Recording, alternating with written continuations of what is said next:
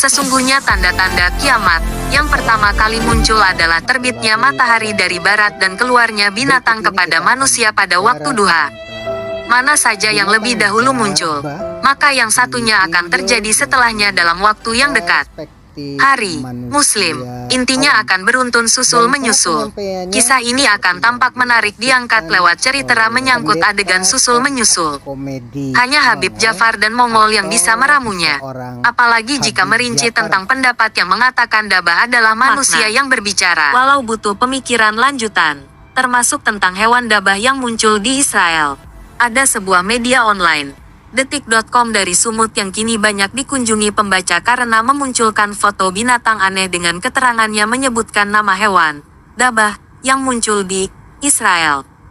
Fotonya berupa binatang berkaki dua seperti kadal bule. Seluruh tubuhnya bergaris-garis seperti corak jemari tangan yang kedinginan.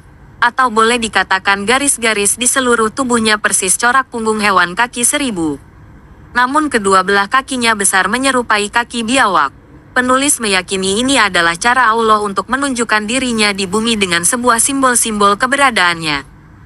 Banyak sekali cara Allah menunjukkan keberadaannya seperti memperlihatkan lewat penemuan manusia, dua lautan yang airnya bertemu tapi tidak bersatu, foto cakrawala menyerupai bunga mawar, sidik jari manusia yang berbeda-beda, tanah Arab yang mulai ditumbuhi rumput menghijau secara tiba-tiba. Banyaknya terowongan menembus gunung batu menjawab yang tertulis di kitab suci. Mengeringnya sungai Efrat. Ditanamnya ribuan pohon sejenis di Israel. Bayi balita hafal Al-Quran. Untuk menjawab secara rinci kok berat sekali ya. Tapi ada cara berpikir individu yang menyenangkan dan menghibur. Penulis punya penemuan baru tentang kuasa Allah dengan lahirnya pemuka agama beda keyakinan tapi bisa diterima lintas umat. Bahkan dibiarkan masyarakat umum untuk masuk ke dalam lingkungannya penuh damai. Ada dua pemuka agama di Indonesia lintas religi, yang digandrungi kaum milenial, karena perilaku selorohnya yang menyatukan hati. Walau jawaban mereka itu berseberangan dengan akidah si penanya, tetap penuh tawa. Mengapa? Karena jawabannya dikemas dalam satu ramuan lucu, akhirnya jadi mengundang gelak tawa. Katakanlah pendeta Mongol dan Habib Jafar. Pertanyaan menohok tentang ketuhanan bisa diubah oleh mereka berdua jadi sebuah tontonan dan tuntunan. Paparannya bisa mengundang gelak tawa hingga suasana mencair. Tapi sebenarnya perlu perenungan yang mendalam.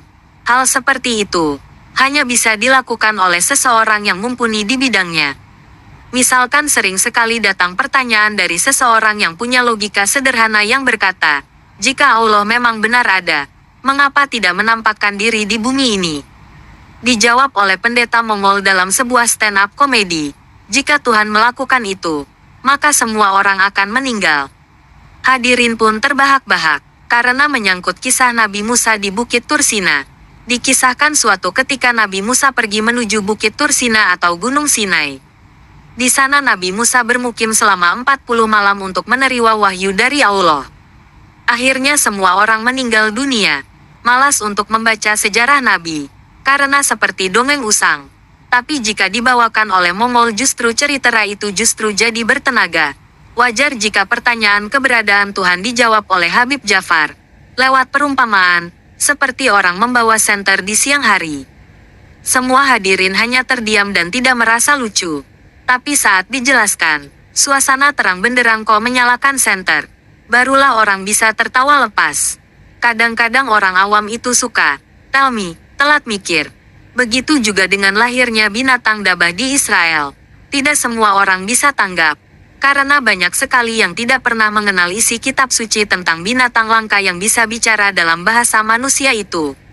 Lewat cerita menghibur dan lucu seperti cara membawakannya Habib Jafar atau pendeta Mongol akan terasa lebih spektakuler. Itulah gambaran cara Allah menampakkan diri di bumi. Dan masih banyak kejutan-kejutan baru yang menggegerkan dunia lewat cerita yang menarik. Seperti temuan spektakuler berikut ini. Musik dari alam semesta. Bintang mengetuk. Suara bising matahari.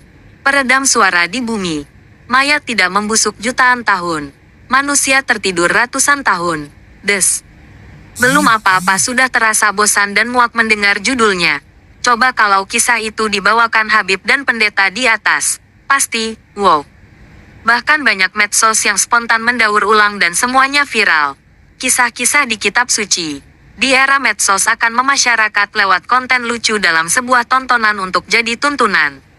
Berita-berita dari isi kitab suci yang diuraikan di atas, memang bobotnya terlalu berat. Harus dibawakan dengan cara ringan. Ternyata tidak hanya itu. Jelang kiamat akan ada binatang aneh melata yang muncul dari dalam perut bumi dan mampu berbicara.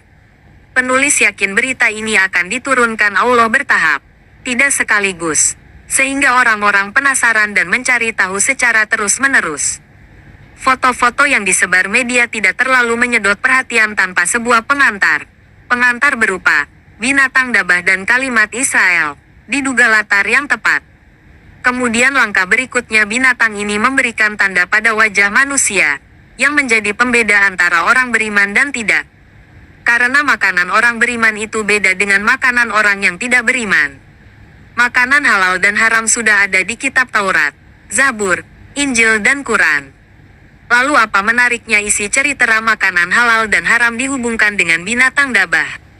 Patut diduga makanan halal dan haram itu mengandung binatang mikro yang bisa membesar pada saat yang tepat. Tergantung iklim, cakrawala, komposisi senyawa udara des. Seperti padang gurun yang tandus yang berubah jadi lapangan rumput menghijau tiba-tiba dalam semalam. Demikian juga dengan binatang yang akan lahir menandai wajah orang beriman dan tidak beriman. Apa binatang ini sebenarnya? Kok bisa binatang menandai wajah orang beriman dan tidak beriman?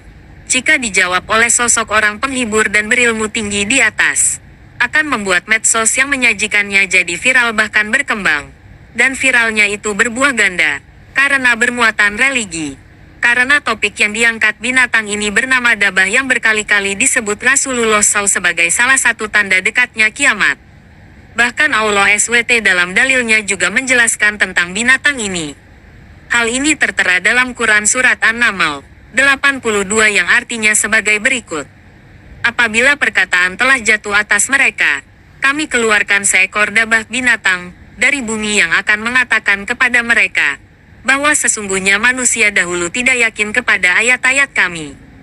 An-Naml 82.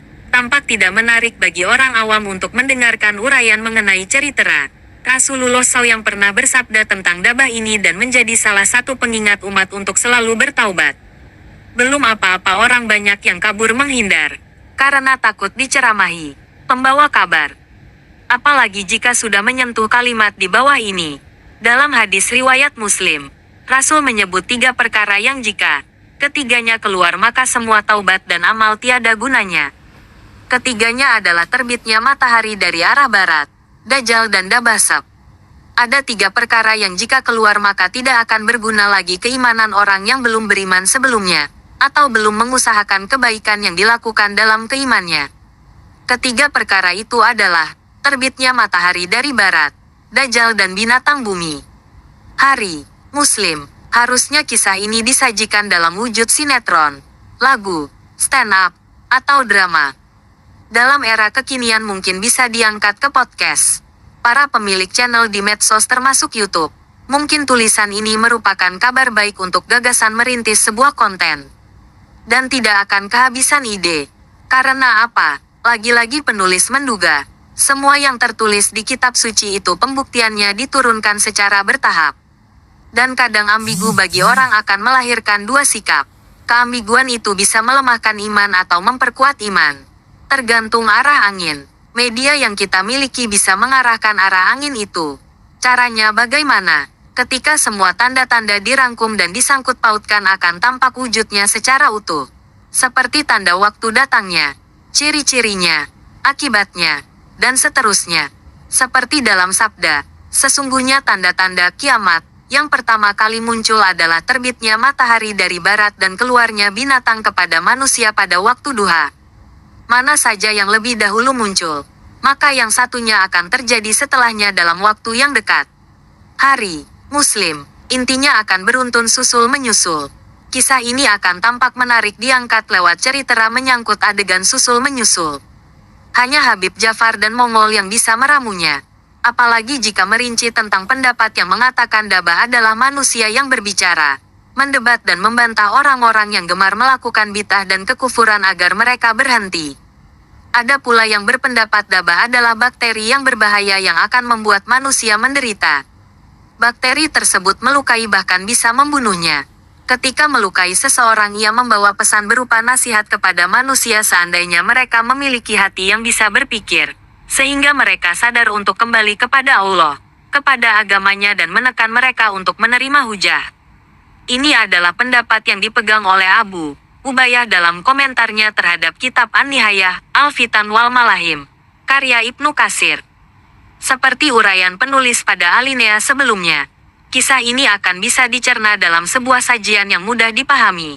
Intinya semua peristiwa yang aneh-aneh akan terjawab lewat tafsir yang ada di kitab suci. Terlepas dari kitab suci apapun yang ada di bumi ini, namun ada yang dikira-kira tapi nyata, ada pula yang akurat. Tergantung pada keimanan yang melandasinya. Lewat gurauan Habib Djafar dan Pandeta Mongol, manusia bisa tertawa, dan bisa jadi sebagai awal munculnya perenungan mendalam. Gurauan itu akan bermakna lebih dalam sebuah kemasan orang berilmu. Gurauan mereka layak diperhitungkan karena Habib Hussein Djafar Al-Hadar, S.Phil. M.A. adalah pendakwah dan penulis Indonesia. Ia merupakan lulusan Magister Ilmu Al-Quran dan Tafsir di UIN Syarif Hidayatullah Jakarta. Sehingga gurauannya berdasar. Terlebih ia juga merupakan penulis di media massa, pembicara seputar keislaman, dan Direktur Akademi Kebudayaan Islam di Jakarta. Begitu juga dengan Roni Immanuel yang lebih dikenal dengan nama Mongol Stress atau Mongol. Pelawak tunggal ajang stand-up comedy show. Sering mengejutkan masyarakat lintas agama yang menguras pola pikir umat manusia dengan nyaman. Tidak semua orang mampu melakukan hal itu, terutama menciptakan suasana di akhir kisah penuh kedamaian yang menghibur. Karena ada juga pernyataan canda yang seharusnya jadi tuntunan malah berdampak jadi buronan polisi dengan tuduhan penistaan agama hingga terlunta-lunta dalam penderitaan. Kadang manusia juga bisa dipaksa berpikir keras oleh tekanan hidup, tekanan alam semesta, bahkan oleh tekanan pelecehan yang dilakukan penista. Allah dalam hal ini menunjukkan kuasanya, dan bisa direnungi melalui firman yang ada dalam kitab suci, DN. Demikian renungan Jumat pagi ini. Mudah-mudahan bermanfaat. Wabillahi taufik wal hidayah. Wassalamualaikum warahmatullahi wabarakatuh.